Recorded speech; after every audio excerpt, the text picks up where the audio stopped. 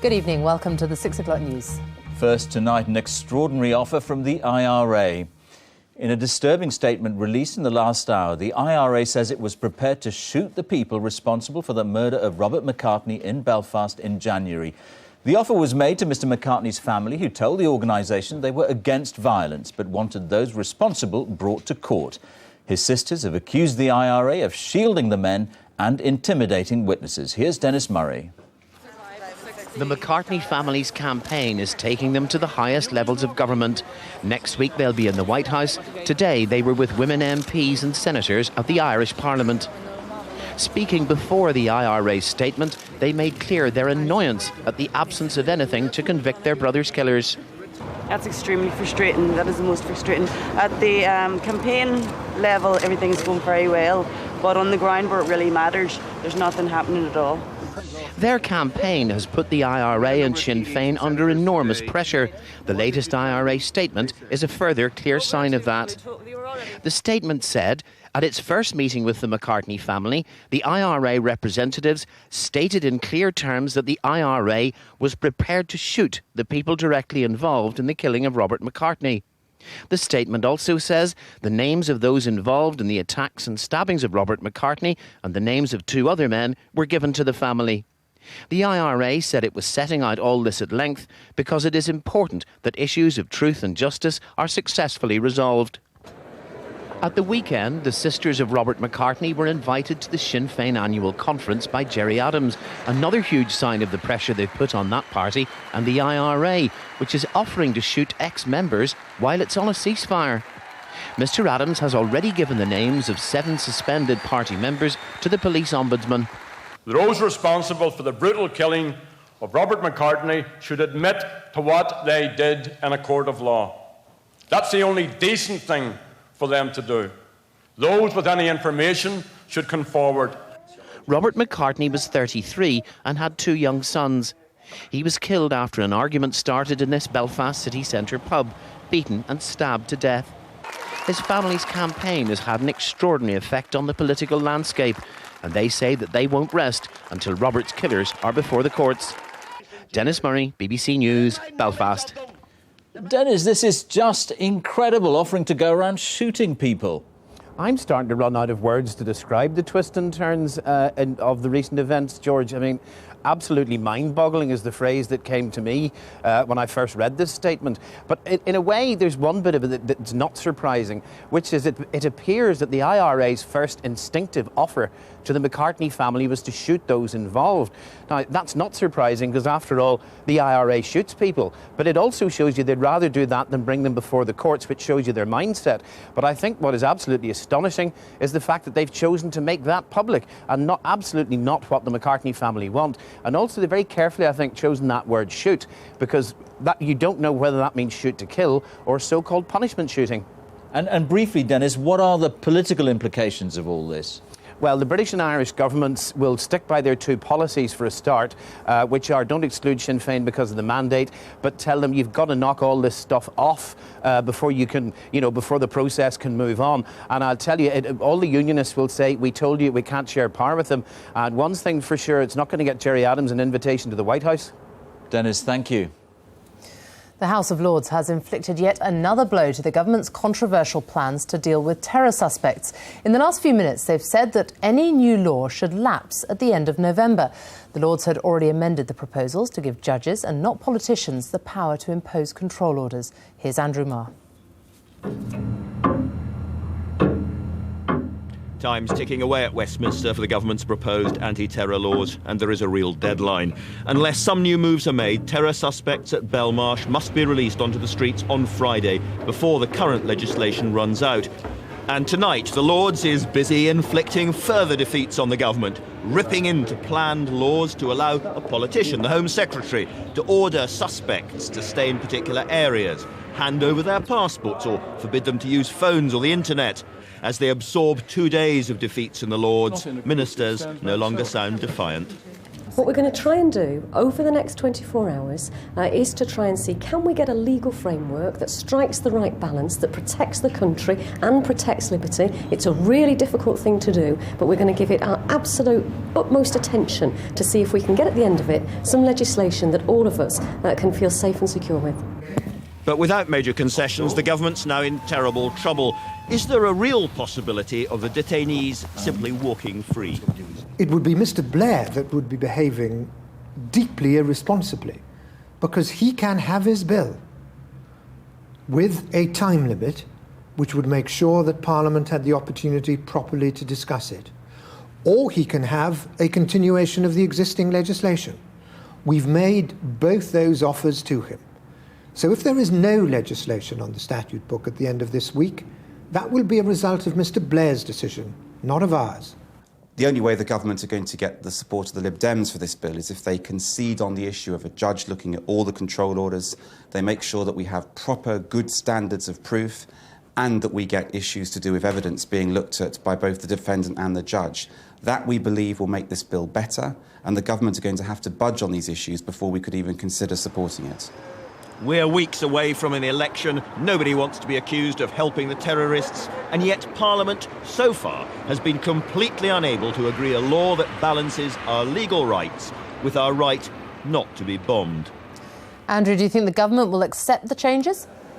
Well, they could accept these Lords' amendments, but they really remove the core of what the government wanted to do, with the Home Secretary applying for these orders before a judge, and they put in a sunset clause. I think this bill is extremely unwell indeed. In fact, in terms of the government's original intentions, I think it's mortally ill. They can take it back to the Commons, patch it up, send it back to the Lords, and possibly get something through, but nothing like what they wanted. But as you said yourself, the clock is ticking, so what's the alternative?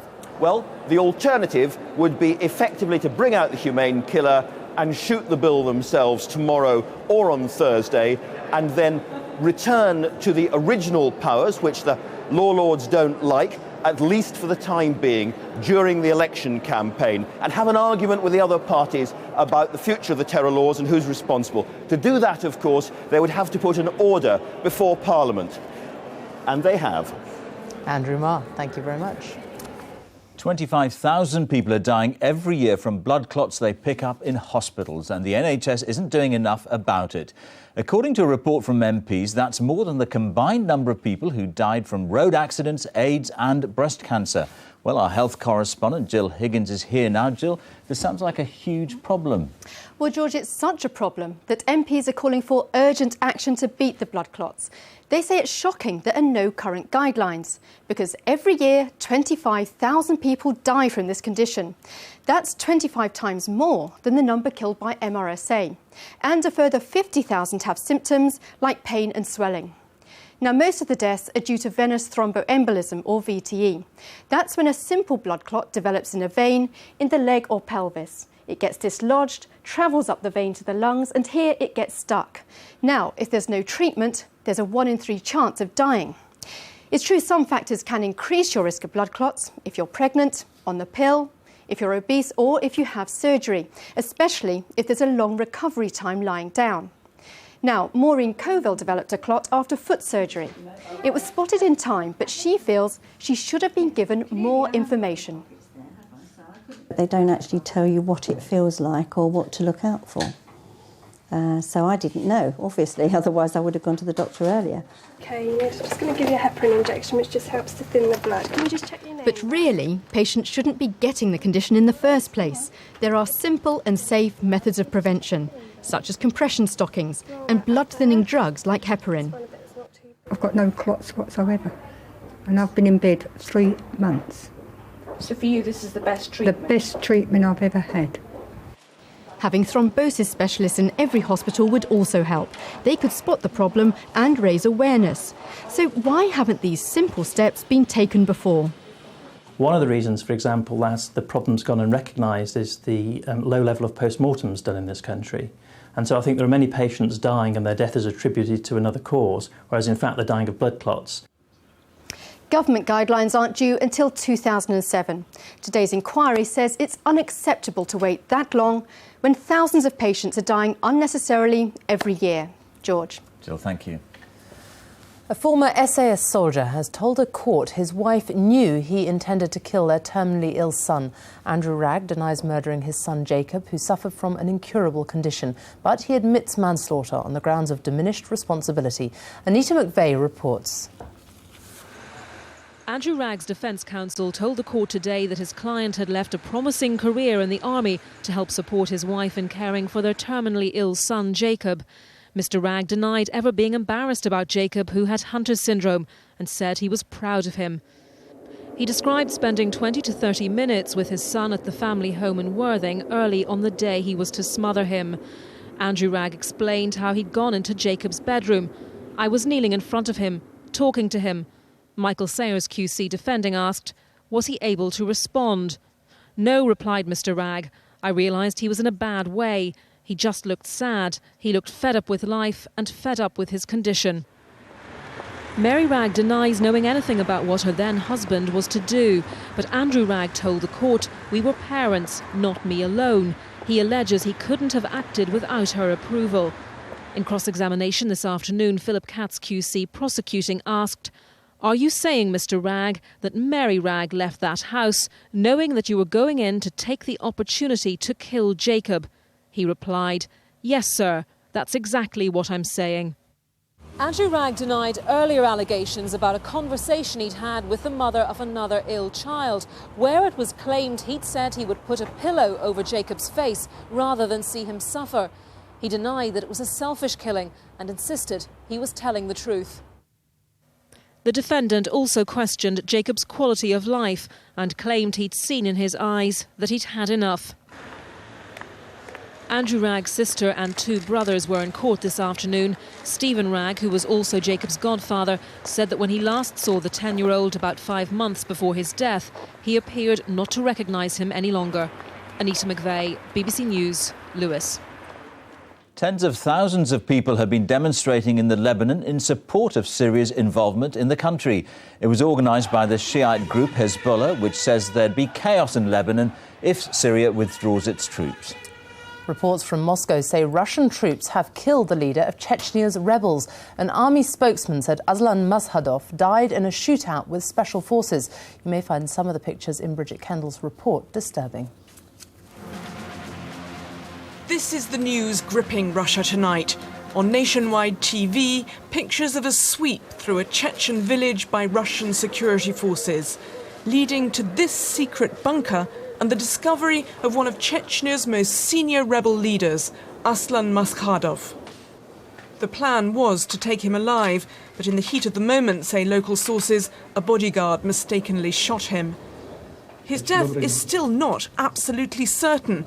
Even President Putin is being cautious, asking his security chief to double-check the identity. But if confirmed, it's a dramatic development. From the moment in 1997 when, as Chechnya's president, he signed a peace deal with President Boris Yeltsin to end the First Chechen War, he was cast as a moderate. Aslan Maskhadov was definitely the acceptable face of the Chechen separatist movement, acceptable to the West, and acceptable to parts of Russian society or parts of Russian political community that wanted to negotiate peace with the Chechen separatists. Now, if he's dead, this face is gone. But when the Second Chechen War began in 1999, he seemed to lose ground to more ruthless Chechen rebel commanders. And though he distanced himself from many terrorist attacks, President Putin in Moscow always insisted he too was a terrorist. But for Western countries, Aslan Maskhadov has always represented the only possible hope of finding a way to start talks to try to end Chechnya's violence. If he is now dead, finding a way to lasting peace in Chechnya may be more difficult. Bridget Kendall, BBC News. The time is 6:15. A reminder of tonight's top stories. The IRA say they offered to shoot the men who murdered Robert McCartney in Belfast. The House of Lords says there should be a time limit on the government's new terror laws. And later in the programme, the latest on Michael Jackson's trial as he faces more evidence from the brother of the boy at the centre of the case. And in North West tonight at 6:30. Why, you could be asked to lighten the load before you fly off on holiday. And Princess Diana, dancing in white lycra. We drop in on a controversial ballet in Manchester.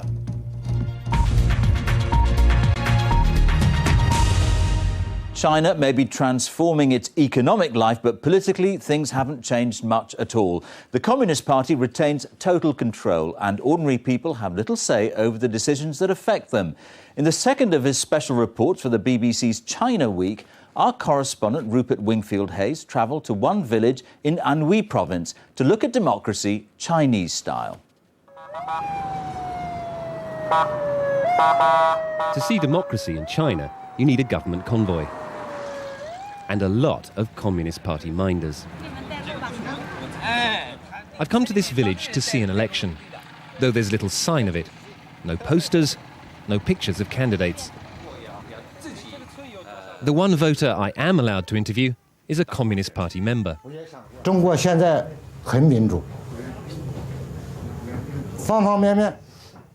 China is very democratic, he tells me, especially in villages like ours. We elect all our leaders, so we're very happy. In the village office, I'm shown lists of candidates. The officials insist these are real elections. But for the top 5 positions, there are only 5 candidates. The next day, I slip my minders to meet Yao Lifa. He was once an elected official, and he's seen for himself how the system really works. More than 90% of elections in China are a sham, he says. How can elections be free? This is a one-party state. The Communist Party controls the whole process. The Communist Party's claim that the people in this village enjoy the right to choose their own leaders appears to be pretty empty. So what about other rights? The Communist Party, for example, makes great claim to the idea that everybody in China enjoys equal protection under the law.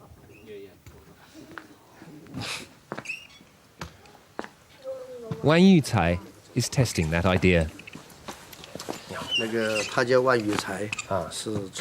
4 years ago, he lost his leg in an industrial accident. Now he's going to court, suing the state-owned company he worked for. I'm determined to keep on fighting for compensation, he says. I've tried suing before and lost. But if the factory had been safe, this would never have happened. So I'm going to go on fighting.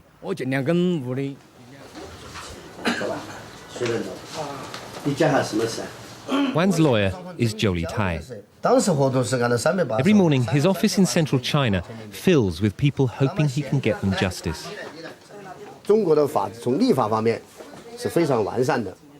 China's labour laws are good, he says. The problem is getting the courts to enforce them. The courts come under tremendous pressure from local governments. And for Wang Yucai, that's the biggest hurdle. This court is still controlled by the Communist Party. In China, individual rights are still dwarfed by the power of the state. Rupert Wingfield-Hayes, BBC News, in central China. Now to the Michael Jackson trial, where the brother of the boy at the centre of the case has told the court he saw some of the alleged abuse. The singer denies 10 charges of sexual abuse and false imprisonment. David Willis is outside the court in Santa Maria. David. Sophie, we've heard the first direct allegations of sexual abuse in this trial from Star Arvizo, the brother of the young accuser, in what's been a deeply embarrassing 24 hours for Michael Jackson. How must he have slept, leaving Neverland this morning to confront another day of lurid evidence? The prosecution has moved swiftly to the heart of its case against Michael Jackson, and the details are not only graphic, but deeply disturbing. Star Arvizo, the 14-year-old brother of Michael Jackson's accuser, has made a string of allegations, testimony which has been straightforward and highly detailed. He says that in his view, Jackson gave him alcohol. He identified wine. He identified locations where they drank wine. He identified watching pornography or watching internet sex. He identified looking at magazines. Crucially, the court heard for the first time allegations of sexual abuse. Star Arvizo told the jury that whilst the family was at Neverland, he saw the singer grope his brother Gavin, whilst Gavin was sleeping on Michael Jackson's bed. Star told the court, "I saw directly onto the bed. I saw my brother was outside the covers. I saw Michael Jackson's left hand in my brother's underwear, and I saw his right hand in his underwear." It's that specific allegation which Michael Jackson's lawyer, Thomas Mesereau, now has to confront. In the last hour, he told the court that Star Arvizo had given different accounts of the alleged incident every time he described it. Who the jury believes will ultimately depend on how this young witness and his brother fare under cross-examination. And on that may rest Michael Jackson's fate. Well, Michael Jackson's lawyer continues to chip away at Star Arvizo's evidence. In the last few minutes, he's got the young boy to concede that on a previous occasion, he once lied under oath. The trial continues here. George, Sophie, back to you. David, thank you very much. It was meant to be the government's chance to launch its health policies. Instead, it became the latest chapter in the bitter political row with the Tories over the NHS. The Health Secretary, John Reid, accused the Tory leader, Michael Howard, of hiding behind human shields by using individual cases to make political points. Here's our correspondent, Vicky Young. Labour say they'd be happy to fight the whole election campaign on the NHS. Today, Tony Blair and his Health Secretary toured a South London hospital, restating their pledge to cut waiting times to 18 weeks by 2008. The health service is often seen as Labour's trump card, and ministers want to keep it that way. Later, the Health Secretary hit out at the Tory leader for highlighting the case of Margaret Dixon, a woman whose shoulder operation has been postponed 7 times. Mr Howard, stop using human shields to hide behind. Have the guts to come out into the open and debate your indefensible policy. You won't, of course. You daren't. Ministers are convinced that in hospitals like this one and others around the country, things are improving, but they're concerned that the government's not getting the credit for it. And that's why individual cases like Margaret Dixon's, where things have gone wrong, are so damaging, and why Labour have decided to launch such a scathing attack on the Tories' tactics. Hello. But the Conservatives say the government's rattled and has forgotten that politics is about people and not about them. It was literally true in Margaret Dixon's case that she went to the government, we went to the government on her behalf. The government did nothing. So she said to Michael Howard, I do want my case to be raised. Now, there may be other people who say that, but it's not a case of any strategy. It's a case of the Conservative Party standing up for people.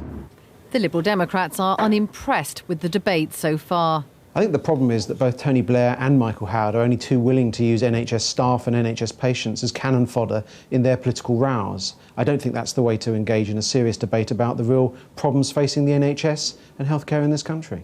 But the ill-tempered exchanges are continuing. Ministers say a Tory plan to use taxpayers' money to help private patients with the cost of their operation is unfair and illegal. The Conservatives insist NHS treatment would remain free for all who want it. Vicky Young, BBC News, Westminster. The marriage between Prince Charles and Camilla Parker Bowles should now go ahead as planned. 11 objections arguing that it would be illegal for the Prince to marry in a register office have been dismissed. It now means the way should be clear for the wedding to take place on April the 8th. Police officers should face a new disciplinary offence of racial misconduct. That's according to a report by the Commission for Racial Equality. It's one of more than 100 recommendations contained in a report on tackling police racism in England and Wales. If you're one of the millions of Doctor Who fans who've been waiting for his return to the small screen, you've not long to wait. He's back at the end of the month. But the BBC has already had to launch an investigation after an episode turned up on the internet. David Silito reports. I'm the Doctor, by the way. What's your name? Rose. Nice to meet you, Rose. Run for your life! After 15 years away from the screens, Doctor Who is back. And the effects are better, and the character's been updated. But it has upset some die-hard fans who've managed to see the first episode after it was illegally posted on the web. There's been a couple of early reviews, and they've attacked us. And it's painful. You accept it, you take it on the chin. But when you've worked as hard as we have, with so much love, you hope you'll get some of it back. Doctor Who excites fierce passions. Generations of children have been excited and terrified by the programme. For some, it's been a lifelong love, and they were dismayed when the BBC dropped the series in the 1980s. It all stems from childhood, really. I can remember, like most kids of my generation, hiding behind the settee, particularly when these guys came on the screen, and also the Cybermen. It's something that you never forget. And as any fan would know, this is the door to the TARDIS. Indeed, here in Wales, they're organising a special advanced screening so that people can see what the new Doctor Who is really like. Because while this may have been terrifying 30 years ago, it's thought today's children are a bit more sophisticated, so a difficult balancing act, creating a new, modern Doctor Who for today's children, but still appealing to those who were first terrified more than 30 years ago. David Sillito, BBC News, Cardiff. All right, let's catch up on the weather now with Helen. Doctor Who will be needing his scarf again this weekend, so stay tuned. As for today, really quite a mixed bag depending on where you live. We've had quite a lot of thick cloud and persistent drizzle across parts of southeast England today. Wall-to-wall sunshine, though, through the central Lowlands and Scotland, really spring-like up here. However, we will pay for the sunshine in the north tonight. Quite a widespread frost across the populated areas of Scotland in particular. But the cloud's thin enough that wherever it breaks, well, you can see lows of, 2 or 3 tonight. It won't take much to see temperatures tumbling to freezing, a little bit of frost, possibly the odd patch of mist in the morning. The main difference tomorrow in our weather will be the advance of this weather front bringing rain into the north of Scotland, going downhill quite quickly here through the morning, I think. Elsewhere, though, through the central Lowlands again, lovely sunshine to start the day. That will clear any mist potentially across Northern Ireland, perhaps the odd pocket of fog too for western parts of England and Wales. But the east again, seeing the thickest of the clouds through the day, the odd spot of rain and drizzle tonight and tomorrow, in fact. And through the day, that more persistent rain will start to ease its way southwards, a little bit of sleetiness on the very highest mountains, coming in to spoil the sunshine through the central Lowlands and across Northern Ireland late in the day. Further south, well, a little bit of sunshine. You'll be lucky if you see some, but for most of it, it'll be dry and bright. Reasonably mild as well at 8 or 10 degrees, certainly compared with last week. But as I hinted earlier, that cold weather hasn't gone away. There'll be more on that in half an hour. Helen, thank you very much. It's nearly 6:30. There'll be an update on the top stories just before 7. Stay with us. Before that, it's time to join the BBC's news teams across the United Kingdom. Good night. Bye-bye.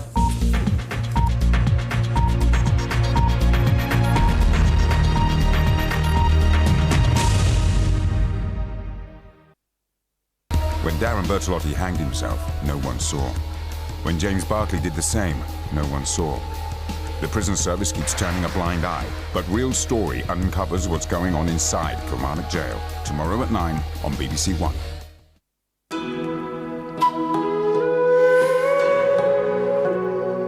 Now on BBC One, North West Tonight with Gordon Burns.